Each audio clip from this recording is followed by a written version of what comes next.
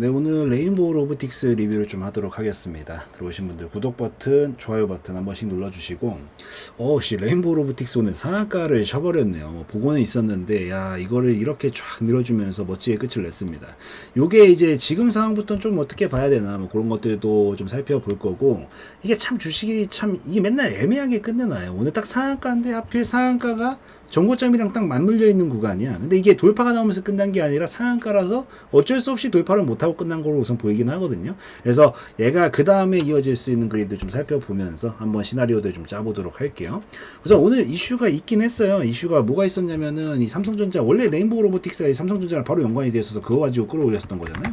근데 레인보우 로보틱스가 이 삼성전자가 말이 꼬이네요. 삼성전자가 이제 반도체 생산에 대한 로봇을 좀 투입을 한다라는 막 소식들이 나오게 되면서 AI를 탑재한 휴머노이드 로봇을 개발을 한다, 막 이런 얘기들이 나오게 되면서 같이 좀 부각을 받고 있다라고 보시면 됩니다. 알고 계시죠? 이미 레인보우 로보틱스 보고 계시는 분들은 이 레인보우 로보틱스 자체가 삼성전자가 이미 투자를 해가지고 지분을 가지고 있어요. 그래서 지분을 이미 가지고 있기 때문에 이 부분이 가치 부각받으면서 가고 있는 거고, 아무래도 직접적으로 당연히 이 수혜를 좀 받을 것이라는 기대가 당연히 불 수밖에 없으니까, 그래서 더 강하게 오늘 움직이면서 상한가를 쳐버린 상황이다라고 좀 보시면 될 것 같습니다. 뭐 로봇 관련주들 좀 요즘 계속 핫하게 움직이려고 하고 있는 것 같은데, 레인보우 로보틱스가 이제 그 중에서는 가장 대장이죠.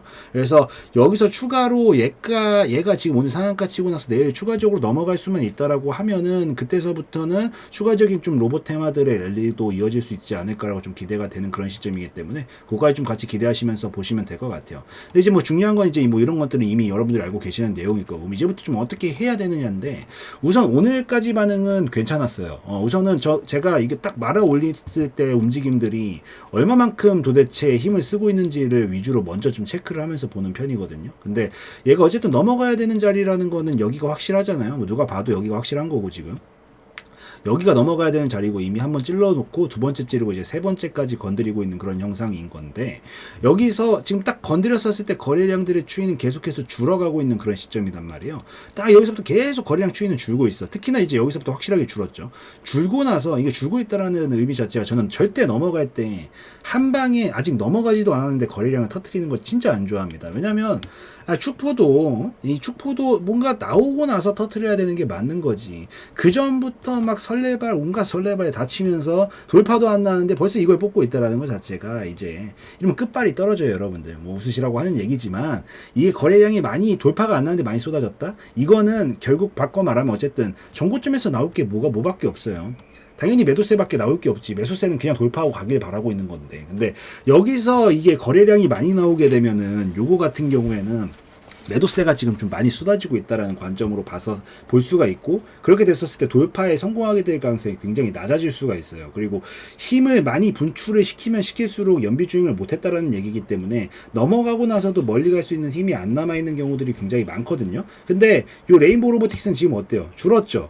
오히려 이전보다 매도세 자체 양은 좀 줄어들어 있다라고 보고 있어서 기대 한번 해볼만 하다라고 생각을 하고 있습니다. 그래서 얘는 지금 매도 양들이 많이 줄어 있어서 좀 추가적으로 좀 더 칠 수 있겠구나라고 좀 볼 수 있는 거고, 그리고 내일 갭상승 아마 띄우겠죠. 오늘 야간에 미국 지표 발표가 좀 있기는 한데, PC 물가지수 발표가 좀 있는데, 이것도 변동성이 좀 많이 나오는 편이라서 혹시나 민영신호가 미친 듯이 폭락이 나오지만 않는다라고 하면은 우선은 갭상승은 띄워놓고 시작할 가능성이 굉장히 높다라고 보고 있습니다.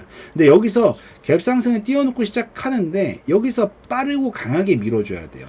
이게 딱 이런 자리들은 넘어갈 때 너무 시간을 많이 지체시키면 안 됩니다. 그래서 갭상승 떴었을 때 약간 뭐 갭 뜬 구간만큼 눌림 주는 것까지는 괜찮은데, 지금 자리는 여기 한 15만 원 정도 밑에, 한 14, 조금 더 넉넉하게 잡아두면은 한 14만 5천 원 정도 밑에까지 무너뜨리려고 한다라 그러면은, 이거는 조금 흐름이 애매해질 수가 있거든요. 그래서 그 변수가 발생하는 경우에만 바로 분할 익절 치고 조금 더 타이트하게 보는 게 좋고요. 만약에 그냥 갭상승 떠놓고 살짝 왔다 갔다 하다가 쫙 밀면서 그냥 가버린다 하면은 홀딩 쭉 하시면서 보는 그런 관점으로 보시면 될 것 같습니다.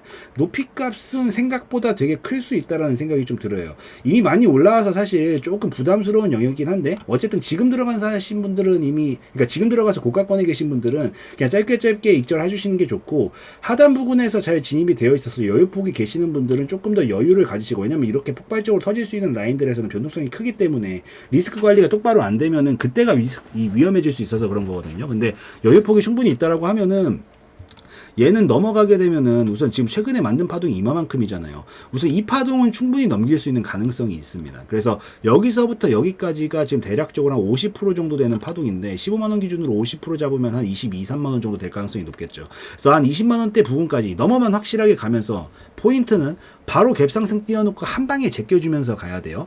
넘어만 가면서 한 방에 제껴주면서 가기만 한다라고 하면은 다음 목적지는 이 정도 파동은 우선 터질 가능성이 높다라고 보이기 때문에 한 20만원대 위까지도 좀 노려볼 수 있는 자리는 나올 수가 있다. 그래서 최종으로 목적지 보고 계신다라고 하면은 저는 20만원부터 22만원 정도 사이 구간 왔다 갔다 근처에서 시장 상황을 좀 같이 보시면서 익절하는 그런 구간으로 좀 보시면 될 것 같고, 말이 안 될 것 같은데 이게 진짜 말이 돼요, 여러분들. 이게 이 파동을 모아놓는 건 다 이유가 있거든요. 이게 괜히 모아놓을 이유가 괜히 모아놓는 게 아니거든. 얘도 여기도 마찬가지로 지금 이런 식으로 파동을 모아놓은 흔적들이 있기 때문에 이걸 터트리면서 순차적으로 넘어가면서 보통 가는 거란 말이에요. 이 움직임들이라는 것 자체가 모았다가 터트리고 이러면서 계속 반복되면서 가는 건데, 얘도 지금 이 정도 많이 모아놨기 때문에, 근데 우선은 사실 어느 정도 많이 올라오긴 해서 얘 같은 경우에는 한 번에 이렇게 두 칸을 한 방에 넘어간 그림으로 넘어온 거지만, 이게 제가 봤을 때 지금 라인에서는 한 칸 정도까지는 가능하지 않을까라고 보고 있거든요. 그래서 넘어가면 한 칸 정도 올라간다라는 관점으로 봤었을 때 한 22만원 정도 내외 구간일 가능성이 높으니까 다음 목적지는 그 정도로 보시고, 어느 정도 올라가면서 거래량이 이제부터 큰 게 하나가 나올 수가 있어요. 그게 나오면은 거기가 단기익절 신호로 볼 수도 있으니까 이 정도도 같이 좀 참고하시면서 보시면 좋을 것 같습니다. 대신 포인트는 어쨌든 그래도 대응이 생명이에요. 어쨌든 좀 부담스러운 영역인 건 맞아요. 그렇기 때문에 조금이라도 내가 고가권에 들어가 있다 싶으면 우선 수익부터 챙겨놓고 나머지를 보는 전략이 좋고요. 내일 포인트는 반드시 갭상승을 띄워놓고 시작을 하는데, 띄워놓고 다시 밑으로 내려오려고 그러면 절대 안 됩니다. 이게 내려오려고 하면은, 그러니까 약간 그런 거지. 내가 이 1층에 살고 있다가 2층으로 이제 올라온 건데, 여러분들도 그렇잖아요. 이게 내가 이 인생이라는 게 발전하고 싶지, 한번 올라오고 나면은 이 다시 그 전으로 퇴보하고 싶지 않잖아요. 그러니까 그런 원리야. 근데 얘가 2층까지 잘 올라갔는데, 어떻게든 아득바득해서 올라갔는데 다시 1층으로 내려오려고 한다는 것 자체가 퇴보하고 있다는 얘기거든요. 그러니까 그렇게 받아들이시면 돼요.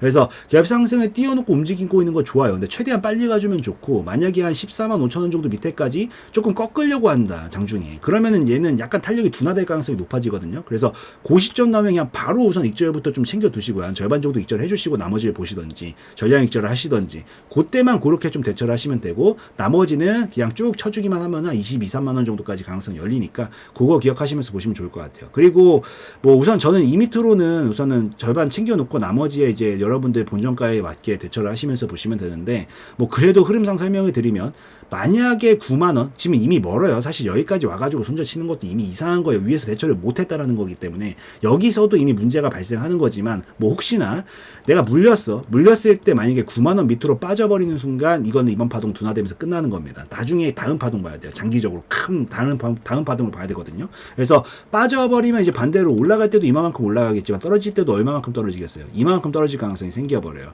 그래서 9만원이 깨지면 6만원까지 그냥 직행으로 내려올 가능성이 높아지거든요. 그래서 될 수 있으면 이 밑으로는 높아시면 말씀드리지만 안 보는 게 좋다라는 것만 좀 기억을 하시고, 내일이라도 바로 이 거래량 제껴주면서 넘어가는 흐름 나와주는지 좀 지켜보시면 좋을 것 같습니다.